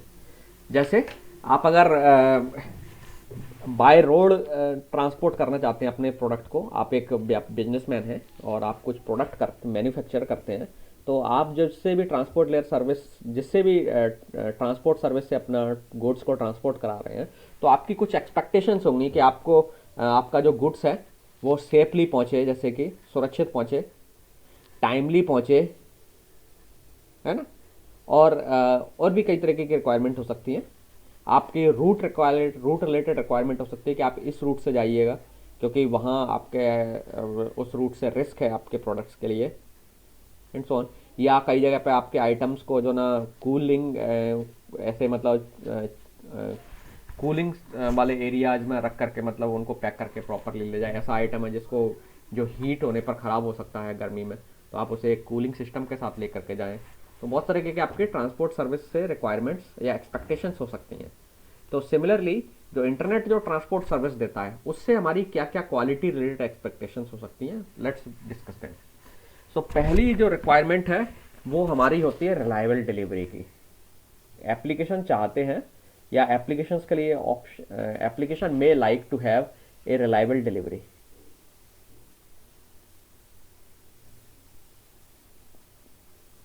ठीक है। सो दो एप्लीकेशन, एक अगर मान सम एप्लीकेशंस में रिक्वायर दैट कि जो डेटा ट्रांसपोर्ट सर्विस है वो डेटा को रिलायबली डिलीवर करे। रिलायबल डिलीवरी से मतलब ये है कि नेटवर्क की कंडीशन कुछ भी हो, डेटा आपका डेफिनेटली रिसीवर तक पहुंचना चाहिए। नाउ रिलायबल डिलीवरी का क्वेश्चन क्यों आता है? एक्चुअली क्वेश्चन इसलिए आता है कि जब आप डेटा ट्रांसपोर्ट करते हैं नेटवर्क पर, तो नेटवर्क में कभी कभी एरर्स आ जाती हैं और उन एरर की वजह से आपका डेटा लॉस्ट हो सकता है। ठीक है। सो यू वांट दैट कि कंडीशन वट एवर कंडीशन में be there on the network, but आपका जो डेटा है रिलायबल तरीके से डेफिनेटली रिसीवर के पास पहुंचे। ठीक है। सो this is called reliable delivery. So reliable delivery में बहुत सारे पॉइंट्स आते हैं जिसको हम बाद में डिस्कस भी करेंगे आगे, कि इन ऑर्डर डिलीवरी होना चाहिए, बाइट्स के ऑर्डरिंग चेंज नहीं होना चाहिए, कोई भी बाइट करप्ट नहीं होना चाहिए, है ना, and so on. So reliable delivery अभी थोड़ी देर के लिए इतना मान लीजिए कि आपकी गारंटीड डिलीवरी होना चाहिए। आपका जो डेटा है गारंटीडली रिसीवर्स के पास पहुंचना चाहिए। This is called reliable delivery. Now अब क्वेश्चन आ रहा है, जो कौन से एप्लीकेशंस हैं जिनको डेटा की डिलीवरी रिलायबल चाहिए? आर देयर एनी एप्लीकेशन जिसको डेटा रिलायबली वो चाहता हो या उसकी रिक्वायरमेंट हो, नेसेसिटी हो कि डेटा रिलायबली डिलीवर हो? तो एक्चुअली इसमें भी दो तरीके के एप्लीकेशन हो सकते हैं। कुछ एप्लीकेशन ऐसे हैं जिनको रिलायबल डिलीवरी से ज़्यादा फर्क नहीं पड़ता है। दैट मीन्स कुछ डेटा वो भेज रहे हैं, तो कुछ अगर करप्ट होने की वजह से या किसी वजह से लॉस्ट भी हो जाए तो उन एप्लीकेशंस के फंक्शनिंग पर कोई ज़्यादा अंतर नहीं पड़ने वाला है। सो लेकिन कुछ एप्लीकेशन ऐसे हो सकते हैं जिसमें डेटा अगर थोड़ा सा भी लॉस्ट हो जाए तो उनकी फंक्शनिंग अफेक्ट हो सकती है, या उनका जो मोटिव है एप्लीकेशन का वो फुलफिल नहीं हो सकता है। जैसे ईमेल, जितनी भी डेटा सर्विसेज जितनी भी होती हैं, data transport based services, email, file exchange related applications, ठीक है, email application, file exchange related application, chat related applications, जहाँ पे आप चैट मैसेज ट्रांसपोर्ट कर रहे हैं, तो ऐसे एप्लीकेशंस जहाँ पे फाइल एक्सचेंज हो रहा है, चैट्स हो रहा है, या डेटा डॉक्यूमेंट डिलीवरी हो रही है, ठीक है, तो ये जो है ना रिलायबल डिलीवरी रिक्वायर्ड होती है इसमें। जैसे आपने ईमेल भेजा, मान लीजिए सपोज अगर ईमेल में रिलायबल डिलीवरी नहीं इंश्योर होती है, आपने ईमेल में 4 लाइन भेजी थी और जिसमें से एक लाइन गायब हो गई बीच में से। अब हो सकता है वो एक लाइन जो ना बहुत इंपॉर्टेंट हो आपके मैसेज की, और उस लाइन के जाने की वजह से मैसेज का मीनिंग ही बदल जाएगा, या एटलीस्ट एक वर्ड ही गायब हो जाए उसमें से, मैसेज में से, तो आपके वर्ड पूरे मैसेज का मीनिंग बदल सकता है। यस और नो, है ना। सो जो डेटा रिलेटेड जो डिलीवरी सर्विसेज होती हैं उसमें एक लाइन या एक वर्ड डिलीट होने पर या ड्रॉप होने पर या मिस होने पर पूरा मैसेज का मीनिंग बदल जाएगा और पूरा कम्युनिकेशन का काम ही बेकार हो जाएगा। आप ऐसी कम्युनिकेशन सर्विस से, जैसे आप चैट कर रहे हैं, मान लीजिए एक चैट सर्विस है, अब एक चैट सर्विस ऐसी है जिसमें आप मैसेज भेजते हैं तो एक्सीडेंटली पॉसिबिलिटी है कि वहाँ आप कुछ मैसेज ड्रॉप हो जाएं, और आप किसी फ्रेंड से कुछ अच्छी अच्छी बातें कर रहे थे और उसमें हो सकता है कि कुछ मैसेज का पार्ट डिलीट होने की वजह से वो जो ना मैसेज का कुछ का मतलब कुछ निकल जाए। इट इज़ क्वाइट पॉसिबल, है ना। सो दैट मीन्स जो डेटा डिलीवरी जो एप्लीकेशंस हैं, जो ऐसे एप्लीकेशंस जो डेटा के डिलीवरी रिलेटेड एप्लीकेशंस हैं, जहाँ डेटा डिलीवरी हो रही है, ईमेल जैसे खास करके जैसे हो गया, जिसमें आप ऑफिशियली कई कम्युनिकेशन करते हैं, या चैटिंग है आपकी, है ना, या आप कोई डॉक्यूमेंट भेज रहे हैं, डॉक्यूमेंट शेयरिंग सर्विस है, तो इसमें डॉक्यूमेंट लॉस्ट हो जाएगा तो आपका लॉस हो सकता है काफ़ी, है ना। सो ऐसी एप्लीकेशंस जिसमें डेटा एक्सचेंज होता है, दैट मीन्स डॉक्यूमेंट एक्सचेंज हो, फाइल एक्सचेंज हो, या चैट मैसेज का एक्सचेंज हो, टेक्स्ट मैसेज का एक्सचेंज हो, ईमेल्स हो, तो इन सब में आपको रिलायबल डिलीवरी की ज़रूरत पड़ती है। You can not afford the loss of any data, even एक वर्ड का भी लॉस आप अफोर्ड नहीं कर सकते। लेकिन जब आप टेलीफोनिक कन्वर्सेशन करते हैं तो उसमें आप कुछ अगर एक आधा जो ना सेंटेंस का एक वर्ड भी लॉस हो जाए, या इवन एक सेंटेंस भी लॉस हो जाए, तो कोई ज़्यादा दिक्कत नहीं होती। हालांकि दिक्कत तो होती है, लेकिन फिर भी आप उसे बियर कर लेते हैं। आपने देखा होगा जब टेलीफोन पर आप बात करते हैं तो कभी कभी कॉल के ड्यूरेशन में कुछ जब बात कर रहे हैं आपके, तो उधर से आवाज़ ही आना बंद हो गई, तब भी आपको ज़्यादा दिक्कत नहीं होती है, अर्थ का अनर्थ तो नहीं होता है, आप डील कर लेते हैं, आप बियर करते हैं इसको, है ना। तो जो मल्टीमीडिया जो एप्लीकेशंस हैं जनरली वो थोड़ा बहुत लॉस बियर कर लेते हैं। लाइक आपका कॉलिंग है, टेलीफोनिंग है, वीडियो कॉलिंग है। वीडियो कॉलिंग में भी आपने कभी कभी देखा हो थोड़ा बहुत गड़बड़ भी होती है सिग्नल में, तो आपका काम चल जाता है, कोई दिक्कत नहीं होती है खास। हालांकि वो भी कन्वीनियंट नहीं लगता है, लेकिन इससे ये नहीं होता है कि बहुत बड़ी प्रॉब्लम अराइज हो जाए, है ना। सो मल्टीमीडिया एप्लीकेशन रिलायबल, उनके लिए रिलायबल डिलीवरी बहुत नेसेसरी नहीं है, बट जनरली हम चाहते हैं कि रिलायबल डिलीवरी हो। Okay, now this is one expectation या सर्विस रिक्वायरमेंट है। दूसरी है throughput related requirement, throughput guarantee. Throughput guarantee से मतलब है कि एक ट्रांसपोर्ट सर्विस आपको डेटा रेट की गारंटी देगा, इससे कम डेटा रेट आपको नहीं मिलेगी।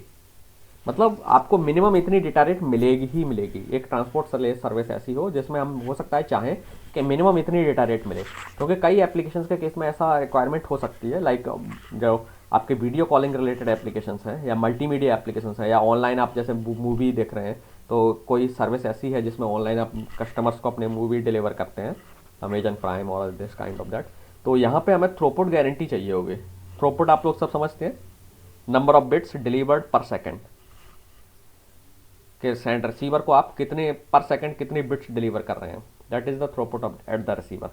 सो आप चाहेंगे कि रिसीवर एक मशीन को, या आपके जो रिसीवर है या सेंडर है, सॉरी रिसीवर है या जो भी आपका क्लाइंट है, उसको आप एक मिनिमम थ्रूपुट ऑफर करें, सो दैट उसका एप्लीकेशन प्रॉपरली रन कर पाए। सो खास करके इसमें जो ऑनलाइन मूवी या जो कंटेंट डिलीवरी सर्विसेज हैं, जो ऑडियो जो वीडियोज डिलीवर करते हैं, ऑनलाइन प्रोग्राम्स डिलीवर करते हैं, उनके लिए थ्रूपुट गारंटी नेसेसरी हो सकती है, और दे रिक्वायर थ्रूपुट गारंटी।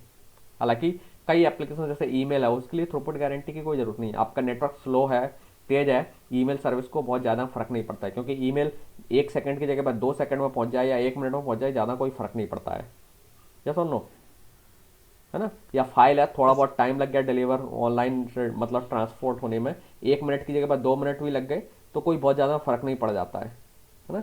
लेकिन कई एप्लीकेशन जिसमें वीडियो जो डिलीवरी हो रही है, या ऑनलाइन गेम्स वाली जो सर्विसेज हैं, उसमें थ्रूपुट गारंटी रिक्वायर्ड होगी, क्योंकि अगर प्रॉपर थ्रूपुट नहीं मिलेगा तो दिक्कत होगी ऑनलाइन गेम्स में, या ऑनलाइन जो मल्टीमीडिया एप्लीकेशंस या मल्टीमीडिया सर्विसेज हैं उसमें दिक्कत होती है। मिनिमम थ्रूपुट चाहिए होता है, ऑडियो कॉलिंग में भी, वीडियो कॉलिंग में भी मिनिमम थ्रूपुट रिक्वायर्ड होता है। तीसरी है टाइमिंग गारंटी।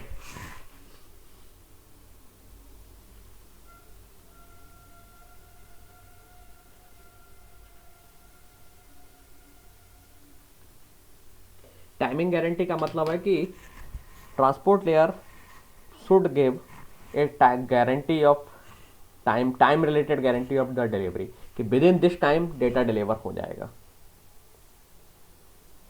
ठीक है। सो अगेन ये भी आपके मल्टीमीडिया एप्लीकेशन या ऑनलाइन गेमिंग के लिए ज़रूरत होती है, क्योंकि मान लीजिए आप आपके जो मूवीज़ हैं जो फ्रेम्स के फॉर्म में डिलीवर होती है, क्लाइंट को जो है ना जो इंटर फ्रेम अराइवल टाइम है उसी के ड्यूरेशन में नेक्स्ट फ्रेम उसके पास डिलीवर हो जाना चाहिए, तभी वो वीडियो को प्रॉपरली वॉच कर पाएंगे, अदरवाइज नहीं कर पाएंगे। ठीक है। सो जो डेटा है उसको जो सेंडर से रिसीवर तक जो डेटा डिलीवर कर रहे हैं वो विद इन एक गिवन टाइम में डिलीवर होना चाहिए, अदरवाइज आपका एप्लीकेशन जो है उसकी सर्विस हैम्पर कर सकती है। सो अगेन मल्टीमीडिया एप्लीकेशन जितने भी हैं दे रिक्वायर टाइमिंग गारंटी। ठीक है। क्योंकि अगर टाइमिंग गारंटी नहीं होगी तो फिर प्रॉब्लम हो जाएगी। जैसे ऑनलाइन गेम है, किसी का सर्वर किसी के मशीन्स पर किसी का इंटरनेट स्लो है तो वो गेम में अच्छा परफॉर्म ही नहीं कर पाएगा। काउंटर स्ट्राइक खेला, एक ने गोली चलाई, आपने तो गोली चलाई थी पहले लेकिन आपके यहाँ से नेटवर्क स्लो था, टाइमली नहीं पहुंचा, और आपके जो एनिमी था जिसको आपको अपोजिट वाला था उसने आपको पहले मार दिया क्योंकि उसका नेटवर्क तेज था, उसने गोली चलाई आपके बाद में, लेकिन उसका डेटा डिलीवर पहले हो गया और आप गेम में हार गए, समथिंग लाइक दैट। ओके।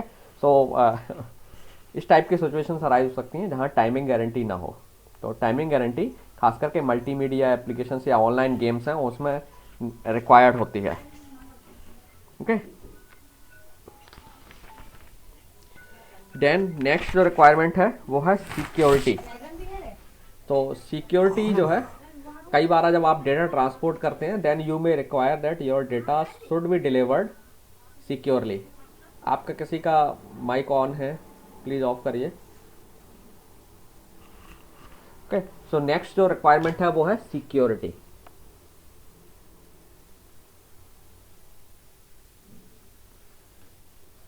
कई एप्लीकेशंस में आपको डेटा के सिक्योरिटी की कोई ज़रूरत नहीं है, लेकिन कई जगह पे आपको डेटा के सिक्योरिटी की ज़रूरत होती है, सो दैट आप जो कोई मैसेज भेज रहे हैं उसे कोई और रीड ना कर पाए, उस मैसेज को कोई चेंज ना कर पाए। लाइक बिजनेस रिलेटेड एप्लीकेशंस में आप जब फाइनेंशियल ट्रांजेक्शन्स कर रहे हैं या आप में ऑनलाइन पासवर्ड अपना एक्सचेंज कर रहे हैं या और आप कोई ऐसे अपने पर्सनल मैसेजेस सेंड कर रहे हैं, एक दूसरे को एक्सचेंज कर रहे हैं, लाइक चैट्स हैं, तो यहाँ पे हमें सिक्योरिटी की भी ज़रूरत होगी। ओके। सो कई एप्लीकेशंस में we require security, some applications में सिक्योरिटी की कोई ज़रूरत नहीं है। ऑनलाइन सिंपल आप डॉक्यूमेंट एक्सचेंज कर रहे हैं, आप वेब पेज एक्सचेंज कर रहे हैं, जैसे आपने विकीपीडिया से पेज डाउनलोड कर रहे हैं, पेज रीड कर रहे हैं, एक्सेस कर रहे हैं, तो उसमें कोई सिक्योरिटी की ज़रूरत नहीं है ना। लेकिन कई जगह पर सिक्योरिटी की ज़रूरत है, जैसे आप ऑनलाइन पेमेंट कर रहे हैं वहाँ सिक्योरिटी की ज़रूरत है, आप चैटिंग कर रहे हैं अपने फ्रेंड से वहाँ सिक्योरिटी की ज़रूरत है, ऑनलाइन सोशल नेटवर्किंग साइट की सर्विस एक्सेस कर रहे हैं वहाँ सिक्योरिटी की ज़रूरत है, क्योंकि आप बहुत सारे पर्सनल कंटेंट वहाँ शेयर करते हैं, है ना। सो कई जगह पर आपको जो ट्रांसपोर्ट है डेटा का वो सिक्योरली करना है, कई एप्लीकेशन में ज़रूरत नहीं है। ठीक है। सो ये जो चार मेनली सर्विसेज हैं ट्रांसपोर्ट सर्विस से हम एक्सपेक्ट करते हैं कि ये जो ना क्वालिटी या ये कहिए कि क्वालिटी ऑफ ट्रांसपोर्ट से रिलेटेड पैरामीटर्स हैं जो डिजायर्ड जो है ना रिक्वायरमेंट्स हैं जो फुलफिल करना चाहिए ट्रांसपोर्ट लेयर प्रोटोकॉल को। ना वो क्वेश्चन राइज होता है कि इंटरनेट के जो प्रोटोकॉल्स हैं इनमें से कितने टीसीपी यूडीपी इनमें कितने पैरामीटर्स को सेटिस्फाई करते हैं। सो आंसर इज दैट केवल टीसीपी जो है रिलायबल डिलीवरी ऑफर करता है, इसके बाद यूडीपी कोई भी इनमें से सर्विस जो क्वालिटीज़ हैं उनको ऑफर नहीं करता है, ना तो रिलायबल डिलीवरी देता है, ना थ्रूपुट गारंटी देता है, ना टाइमिंग गारंटी देता है, ना सिक्योरिटी देता है। लेकिन टीसीपी केवल एक सर्विस ऐड करता है, रिलायबल डिलीवरी। टीसीपी आपको रिलायबल डिलीवरी देता है, थ्रूपुट गारंटी टीसीपी नहीं देता है, टाइमिंग गारंटी नहीं देता है, सिक्योरिटी नहीं देता है। हालांकि टीसीपी को बाद में इन्हांस किया गया है एसएसएल के साथ, एसएसएल टीएलएस प्रोटोकॉल का नाम सुना होगा। तो टीसीपी के साथ जब हम एसएसएल टीएलएस को ऐड कर देते हैं, एसएसएल टीएलएस आप ध्यान रखना आपका एप्लीकेशन लेयर एक तरीके से इसके ऊपर टीसीपी के ऊपर डेवलप किया जाता है, दैट मीन्स टीसीपी के साथ इंटीग्रेट करके आप एसएसएल टीएलएस से सिक्योरिटी ऑफर कर सकते हैं। ठीक है, ध्यान रखना वो ट्रांसपोर्ट लेयर प्रोटोकॉल का पार्ट नहीं है SSL TLS, it is just an extension. Sir SSL is a software ना, ये प्रोटोकॉल है, सिक्योरिटी प्रोटोकॉल है जो इंक्रिप्शन और ऑथेंटिकेशन और ये सब सर्विसेज इंप्लीमेंट करने में हेल्प करता है। सो आप टीसीपी के साथ एसएसएल को कंबाइन करके सिक्योरिटी ऑफर कर सकते हैं। हालांकि स्टिल टीसीपी थ्रूपुट गारंटी नहीं देता है, टाइमिंग गारंटी नहीं देता है। ओके, नाउ क्वेश्चन आ रहा होता है कि इंटरनेट बनाने वालों ने ये सर्विसेज को इम्प्लीमेंट क्यों नहीं किया, क्योंकि इनकी तो बहुत एप्लीकेशंस को ज़रूरत पड़ती है। तो इसके पीछे मेन रीज़न ये है कि इंटरनेट के जो डेवलपर्स थे, जो TCP/IP प्रोटोकॉल स्टैक जो डेवलप कर रहे थे, वो नहीं चाहते थे कि ट्रांसपोर्ट लेयर सर्विसेज को बहुत कॉम्प्लेक्स बनाया जाए, क्योंकि अगर हम इन सब सारी सिक्योरिटी ये जो रिक्वायरमेंट्स हैं इनको इसमें ऐड करने की कोशिश करेंगे तो वो प्रोटोकॉल काफ़ी कॉम्प्लेक्स हो जाएगा। तो और हर प्रोटोकॉल को वो जनरली चाहते थे क्योंकि जितने भी प्रोटोकॉल्स होंगे application layer protocol, they will require a transport layer service. So they want to have minimum overhead, minimum complexity और मिनिमम ओवरहेड ट्रांसपोर्ट लेयर पर रखना चाहते थे। ट्रांसपोर्ट लेयर को जितना सिंपल हो उतना सिंपल बनाना चाहते थे। So that's why they choose this option कि केवल हम एक रिलायबल डिलीवरी ऑफर करेंगे, इसके अलावा नहीं। तो उन्होंने UDP में कोई भी क्वालिटी ऐड नहीं की, TCP में केवल रिलायबिलिटी ऐड की। और आप देखेंगे जब हम TCP पढ़ेंगे तब अकेले रिलायबिलिटी इंप्लीमेंट करने की वजह से TCP कितना कॉम्प्लेक्स प्रोटोकॉल हो जाता है। Okay, you will realize that. Sir तो जो हम लोग SSL प्रोटोकॉल कहीं से करते हैं, SSL प्रोटोकॉल हम लोग खुद क्रिएट कर सकते हैं या नहीं? हम लोग दूसरे से परचेज क्यों करते हैं? नहीं, वो तो ओपन सोर्स है, परचेज कहाँ करते हैं आप SSL? वो तो सर्टिफिकेट आप परचेज करते हैं। SSL से सर्टिफिकेट परचेज करते हैं ना? हाँ, तो SSL प्रोटोकॉल थोड़ी लेते हो आप, प्रोटोकॉल तो फ्री है, सर्टिफिकेट फ्री नहीं है उसका। वो नेटवर्क सिक्योरिटी के डोमेन की चीज़ है, अब उसमें मत घुसिए। वो SSL सर्टिफिकेट आपको लेना पड़ता है, क्योंकि वो सिक्योरिटी रिक्वायरमेंट है, ऑथेंटिकेशन के लिए रिक्वायर होता है SSL certificate. SSL protocol inbuilt आता है आपके ब्राउज़र में, आप ब्राउज़र में कॉन्फ़िगर कर सकते हैं। हाँ तो SSL सर्टिफिकेट जो है वो SSL प्रोटोकॉल पे ही वर्क करता होगा ना? हाँ, जब आपको कोई सिक्योर सर्विस देना है, जैसे वेबसाइट्स जो HTTPS पर रन करती हैं उनको SSL, HTTPS पे। हाँ HTTPS वाली जो वेबसाइट्स हैं, यस। हाँ, तो उनको SSL सर्टिफिकेट चाहिए होता है। तो वो सर्टिफिकेट एक्चुअली ऑथेंटिकेशन के लिए इस्तेमाल होता है। सर तो HTTPS तो तभी आता है ना जब हम लोग उसको SSL सर्टिफिकेट प्रोवाइड करते हैं। हाँ, तो SSL के लिए वो ज़रूरी है सर्टिफिकेट। देखिए, दोनों अलग अलग चीज़ें हैं। SSL प्रोटोकॉल अलग चीज़ है और SSL सर्टिफिकेट अलग चीज़ है। Yes sir. ठीक है, तो SSL प्रोटोकॉल आप यूज कर रहे हैं तो उसमें एक्चुअली आपको दोनों पार्टी को ऑथेंटिकेशन भी करना पड़ता है की एक्सचेंज से पहले। तो ऑथेंटिकेशन के लिए सर्टिफिकेट दिखाना पड़ेगा ना। जैसे आप यूनिवर्सिटी में एंटर करते हो ना, तो आप हो तो यूनिवर्सिटी के स्टूडेंट, है ना, लेकिन आपको जब एंट्री तभी मिलती है जब आप ID प्रूफ दिखाते हो। तो वो ID प्रूफ आपको यूनिवर्सिटी के अंदर एंटर करने देता है। तो सिमिलरली SSL को यूज करने के समय, करते के समय आपको दिखाना पड़ेगा कि आप वही है ना जो आप बता रहे हैं अपने आप को। तो वो एक अलग चीज़ है, वो ऑथेंटिकेशन से रिलेटेड है, इसलिए आपको SSL सर्टिफिकेट चाहिए होता है। तो वो एक अपने आप में ह्यूज टॉपिक है। कॉस्टली भी होता है वो SSL। हाँ हाँ हाँ, ह्यूज टॉपिक है, उस पर हम कभी वो आपके नेटवर्क सिक्योरिटी वाले पार्ट में पढ़ेंगे, जो पेपर में आगे पढ़ाता हूँ उसमें। ओके, सो जैसा कि मैंने बताया कि TCP और UDP, बस हम 5 मिनट और लेता हूँ मैं। TCP और UDP जो है दो ही प्रोटोकॉल इंटरनेट पर जो इंटरनेट जो है ना वो ऑफर करता है ट्रांसपोर्ट लेयर पर, और केवल TCP जो है रिलायबल डिलीवरी इंप्लीमेंट करता है। तो ये एक बहुत इंपॉर्टेंट पॉइंट है, याद रखना है आपको कि सिंपली आपसे कोई भी पूछ सकता है कि TCP और UDP को मैं ये चारों सर्विस ऐड क्यों नहीं की गई। तो इसके पीछे रीज़न यही है मेन कि जो डेवलपर्स थे वो नहीं चाहते थे कि ये जो प्रोटोकॉल्स हैं ये कॉम्प्लेक्स हो जाए, क्योंकि ये प्रोटोकॉल बहुत सारे एप्लीकेशन प्रोटोकॉल्स इनको इस्तेमाल करेंगे, है ना। तो अननेसरली ये चीज़ें कॉम्प्लेक्स हो जाएंगी, ट्रांसपोर्ट लेयर आपकी काफ़ी कॉम्प्लेक्स हो जाएगी जब आप ये सारी चीज़ें आप इसमें इंप्लीमेंट करने चले जाएंगे, और सबको इन चीज़ों की ज़रूरत नहीं होती सारे एप्लीकेशंस को। सो इसलिए उन्होंने चूज किया कि सिंपल बनी है, ठीक है, सिंपलिसिटी चूज की उन्होंने। इसलिए हालांकि आप देखेंगे TCP में केवल रिलायबल डिलीवरी इंप्लीमेंट करने के लिए लॉट ऑफ एफर्ट आपको करना पड़ते हैं, और इसलिए TCP कंपैरेटिवली कॉस्ट जो है ना UDP के कंपैरिजन में कॉम्प्लेक्स प्रोटोकॉल हो जाता है। अब क्वेश्चन आ रहा होता है कि ये सर्विस की रिक्वायरमेंट तो पड़ेगी, आपको थ्रूपुट गारंटी की ज़रूरत पड़ सकती है, टाइमिंग गारंटी की ज़रूरत पड़ सकती है, सिक्योरिटी की ज़रूरत पड़ सकती है। तो अब एप्लीकेशन क्या करेगा, जो ऐसा एप्लीकेशन कैसे बनेगा जिनको इन सर्विसेज की ज़रूरत हो। तो इसके लिए उन्होंने सजेशन दिया कि इसके लिए सिंपल ये है कि उन्होंने छोड़ दिया एप्लीकेशन डेवलपर के ऊपर। अगर आप एक एप्लीकेशन बना रहे हैं जिसमें थ्रूपुट गारंटी आपको रिक्वायर्ड है, अगर आप एक एप्लीकेशन बना रहे हैं जिसमें थ्रूपुट गारंटी रिक्वायर्ड है, ये किसी का माइक ऑन है, आप प्लीज़ माइक ऑफ करिए।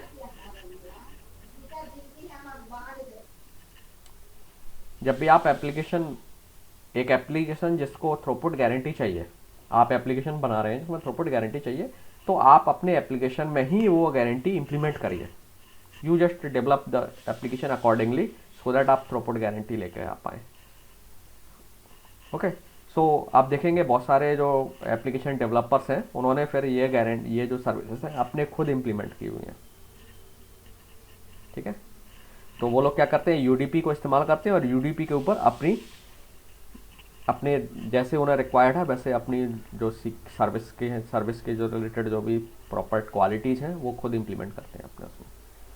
वो यूडीपी को लेंगे उसके ऊपर अपनी बिल्ड कर लेते हैं एप्लीकेशन लेयर पर यूज सेल्फ। सिक्योरिटी करना है तो वो एसएसएल को अपने इस्तेमाल कर लेंगे एप्लीकेशन में। ओके, ठीक है, तो आज यहीं क्लोज करते हैं। सो नेक्स्ट क्लास में हम लोग ये दो प्रोटोकॉल्स हैं टीसीपी यूडीपी, इनको डिस्कस टीसीपी यूडीपी को अभी हम डिस्कस नहीं करेंगे, अगले यूनिट का पार्ट है ये आपके। तो नेक्स्ट क्लास में हम लोग एचटीटीपी प्रोटोकॉल डिस्कस करेंगे। ठीक है, so let me close of the recording.